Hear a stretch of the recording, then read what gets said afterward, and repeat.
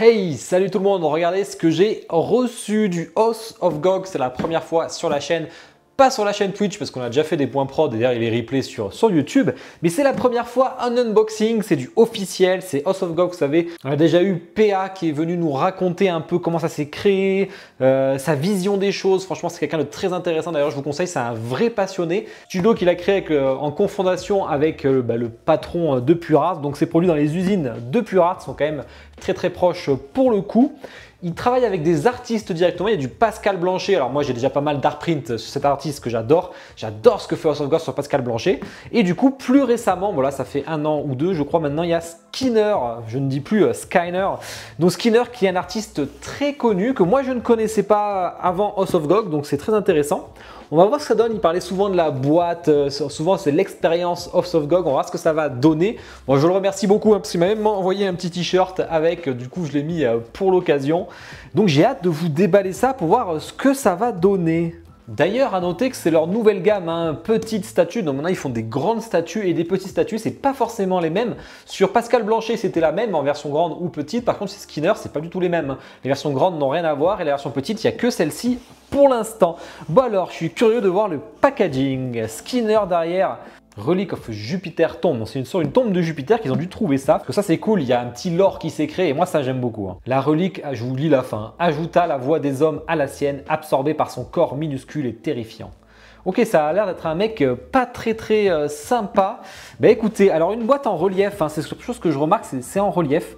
Je me rappelle qu'il avait dit que la boîte, il mettait vraiment tout un soin sur le packaging, que c'était une expérience en soi, c'était même des fois plus cher que des petites statues. Donc on a le personnage ici, sachant qu'il y a différents switches, comme on voit, on a une petite tête là. Moi ce que j'aime bien c'est celle-ci là, il va faire peur je sens, et ça j'aime. Les petits logos House of GOG, tout ça là, tout ça c'est en relief. Hein. Mais vraiment, en fait tout est en relief en fait. Hein. Dès qu'il y a un truc dessus là, et ça s'ouvre comme ça, hop. Oula, il y a un petit papier. On voit l'autre possibilité de tête. Je ne sais pas si vous la voyez ici. Si vous la voyez, on a de la mousse noire. Ok, donc il faut que je la retourne. Ça s'ouvre comme un coffre au trésor. Qu'est-ce que c'est que cette enveloppe? Enveloppe plastique. Ensuite, une enveloppe encore dessous qui est scellée. On va essayer de ne pas abîmer trop le cache. Surprotégé tout ça. On a un certificat d'authenticité, 300 exemplaires quand même. Hein. C'est plutôt important. Vraiment très joli le certificat, tout en relief, c'est pareil. Hein. Vraiment, il brille d'ailleurs. C'est comme s'il y avait des effets un peu selon la lumière. Donc on voit PA l'Espérance, lui qui vient du coup sur mes lives. Et Huge, alors Huge Martel, on va le dire en anglais sûrement. Les deux sont cofondateurs de House of GOG. C'est très joli. Ah, ça c'est cool. On a un petit art print avec. Ça, j'aime bien ça. Petit art print toujours sympa d'ailleurs qui est bien protégé. Qu'est-ce que c'est ça? Ça c'est juste une protection, ok. Un papier pour pas que ça se plie à l'intérieur. Alors, ouvrons ce coffre au trésor. Besoin d'ouvrir le One Piece. Belle mousse noire, ça ok. Ah oui, j'étais curieux de voir en fait les couleurs de cette statue. Bon, les sachets pour pas qu'il y ait de l'humidité, vous pouvez la voir ici. Bien protégé. Bon, de toute façon, ça va être un unboxing assez rapide, je pense. Hop. C'est bien calé, ça ne bougera pas en tout cas. Donc je pense pas que j'ai de la casse. Je vois pas comment ça peut bouger, hein, vu comment c'est calé. Il y a vraiment des petits bouts de partout, entre les doigts et tout. Il faut faire attention quand on retire ça. Hein. Faites très attention parce que vous pouvez la casser peut-être les petits doigts.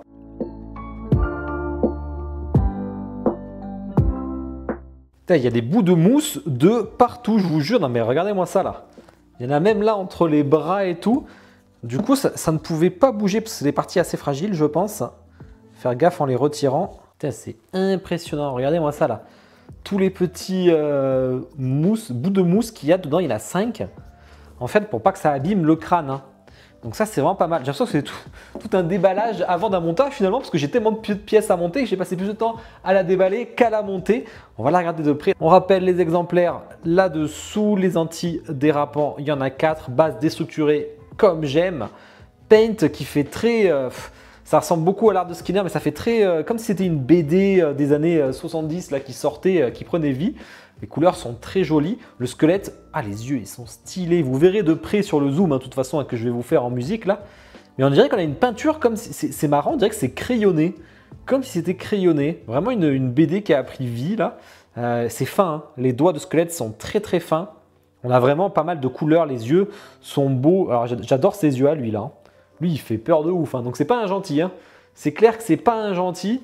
Et du coup on a le casque qui amène énormément de contraste. Alors ce qui est bien c'est que le casque, si vous voulez pas le mettre, vous pouvez le poser à côté comme ça. Donc ça c'est cool. On peut se permettre de le poser à côté. Ça amène énormément de contraste parce qu'on a des couleurs plutôt du bleu, du vert, du violet. Là on a carrément du rouge, mais du rouge pétant. On a un premier regard devant avec un petit regard méchant mais qui ne va pas du même sens. Et on a une autre tête, je pense que c'est ma deuxième préférée, celle-ci là, avec les dents et tout, je trouve ça génial. Mais c'est marrant, hein, on dirait vraiment que ça sort d'une illustration. C'est le fait de la peinture, hein, ces petits traits noirs et tout là. On dirait que ça sort, il y a beaucoup de pics, très joli. J'avais hâte de voir ce que valait leur paint. Alors est-ce que le casque se met facilement? Ah bah oui, pour le coup, rien à dire. Hop, on le met easy, je peux le retirer facilement, je le mets de l'autre côté. Oh bah c'est nickel.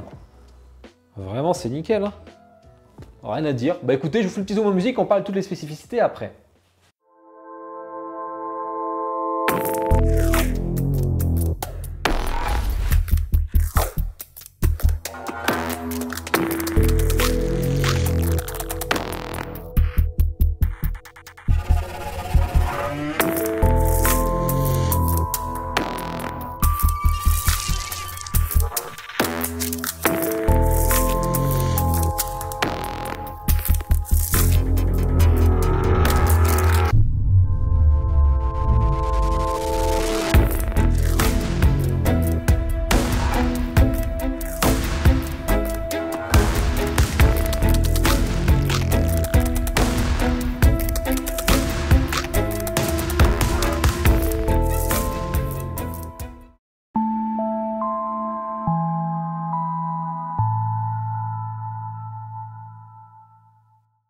J'espère que le zoom musique vous a plu. En lisant les choses, je me rends compte qu'il y a des socles signés à la main par l'artiste. Ok, par Skinner. Ça, c'est balèze, ça. Ah oui, effectivement, ici. Ah ouais, ça c'est cool. Ça, c'est cool. Ça, j'aime beaucoup. Hein. Quand c'est l'artiste lui-même qui a signé et qui a validé la statue, bon, forcément qu'il a validé. Il y a des yeux fermés à l'arrière. Ils ne sont pas tous ouverts. Hein.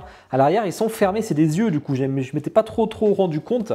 Alors, les tailles, le poids, le prix. 23 cm de haut. C'est très précis. Ah bah oui, mais je suis bête.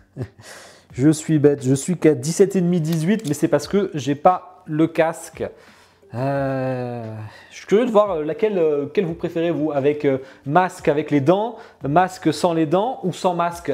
Dites-moi en commentaire ce que vous aurez mis. Ouais, 23,3 même. Largeur 15 et profondeur 15. On est à 0,85 kg, donc c'est très léger. Ça va carrément dans une petite bibliothèque avec des films, des livres, avec votre art aussi. Hein. C'est vraiment de la décoration là. Là, c'est pas un coin où on met plein de statuettes. Elle est quand même assez différente, je trouve. Là, elle va très bien dans un salon. Alors j'ai vu sur le Discord, il y en a qui, suite au point prod, là, qui ont acheté pour leur cabinet médical. Je trouve ça génial. Ils ont un cabinet, vous savez, médical, donc tout ce qui est squelette et compagnie. Et ils ont ça à côté. Ils ont pris l'Artprint de Gorax, qui sont très forts en Artprint aussi, il faut savoir. Ça va sur Skinner, ils ont fait Gorax aussi, que vous pouvez acheter et qui est superbe. Là, par contre, c'est la gamme grande statue qui existe aussi en Artprint si vous le souhaitez. D'ailleurs, j'ai reçu un Artprint, je vous ferai une vidéo bientôt, mais côté Pascal Blanchet. Welcome to the Machine, là, qui crée des monstres ou qui avale des monstres. Il faudrait que je lise l'histoire que vous voyez ici. Là, c'est la toute nouvelle préco, mais avec une prod déjà terminée. Donc, c'est extrêmement. C'est de suite, de toute façon. Hein. Elle sera livrée un mois ou deux après. Donc, c'est extrêmement rapide. Studio canadien, je le rappelle. On était à 325 $. On pouvait la payer en plusieurs fois. C'est dispo que sur le site House of GOG. Je vous ai mis tous les liens dans la description. Hein. C'est pas dispo ailleurs. Hein. Il ne fait pas chez les revendeurs parce que ça augmenterait le prix de ces statues. Bien sûr, il faut rajouter de l'importation. Hein. Du coup, parce qu'il part, ça part du Canada. Ça part par avion. Donc, vous aurez les taxes. Donc, il faut rajouter le shipping plus les taxes. Donc, on va dire 25%, tout compris avec la TVA, la douane, etc. Point faible, c'est difficile, pour moi, il n'y a rien à dire. Ça respecte à 100% le taf de l'artiste. Si on aime le taf de l'artiste, on aimera forcément la statue. Et si j'ai compris, il y avait pas mal de collectionneurs. Alors, j'ai même vu, il y avait un beat'em all en développement avec sur le thème de Skinner avec des monstres et tout. Je trouve ça super stylé. Point fort, c'est justement tout ça. Déjà, le socle déstructuré, moi j'adore. Les yeux sont carrément flippants. Il y a une vraie expression du visage. On ressent quelque chose avec la statue. Et ça, moi, c'est ce que j'aime en général. Il y a un regard et tu sens que le regard, il n'est pas là pour déconner. Et ça j'aime beaucoup. Le paint, hein, c'est vraiment le point fort. Et c'est ce que je pensais. Assez curieux du coup, lequel vous mettriez. Vous me dites ça en commentaire. N'hésitez pas à liker la vidéo, bien entendu. Ça fait découvrir de nouvelles choses. Donc je remercie encore Péad d'avoir pu me l'envoyer pour vous la faire découvrir. Ça vous permet de voir d'autres choses. Il n'y a pas que du manga, il n'y a pas que du comics. Moi en ce moment, je vais beaucoup sur les statuts d'artistes. On a vu sur Walp que je suis beaucoup. Mais voilà, je suis beaucoup Pascal Blanchet. Donc j'avoue que la The Oracle là, elle me chauffe de fou. Elle est trop belle. Trop belle. Ça dans le salon c'est magnifique, ça c'est pareil dans le salon. Bon par contre dans le salon ça ferait peur à ma fille ça. Donc ça malheureusement ça peut pas aller dans mon salon, ça va faire peur à ma fille c'est sûr à 100%. À la limite si je mets le casque et encore, hein, et encore là il a le regard qui fait flipper. Et là il a les dents de monstre et tout, c'est compliqué, ça peut pas aller dans mon salon pour l'instant tant qu'elle n'a pas grandi, je l'avais dans sa chambre, elle est foutue. J'espère que ça vous a plu en tout cas cette vidéo, je compte sur vous pour la commenter et la liker. Puis je te souhaite une bonne journée, bonne soirée, ciao.